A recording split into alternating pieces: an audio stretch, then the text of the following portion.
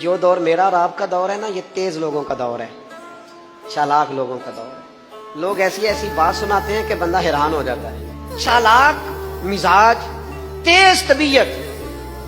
میں نے اپنی زندگی میں بڑے بڑے تیز لوگ ناکام ہوتے دیکھے اور بڑے بڑے بھولے بندے سیدھے سادے، لیکن ان لوگوں کو اللہ تعالیٰ نے اتنا نوازا ہے، اتنا کرم فرمایا ہے۔ تو سنو، ترمذی ہے، نبی اکرم صلی اللہ تعالی علیہ وسلم نے فرمایا جو مومن ہوتا ہے نا وہ بھولا بھالا ہوتا ہے اور شرافت والا ہوتا ہے۔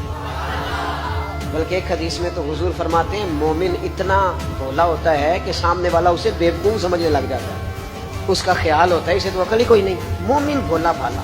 اور ایک حدیث میں یہ بھی لفظ ہے کہ جنت میں اکثر بھولے بھالے لوگ جائیں گے۔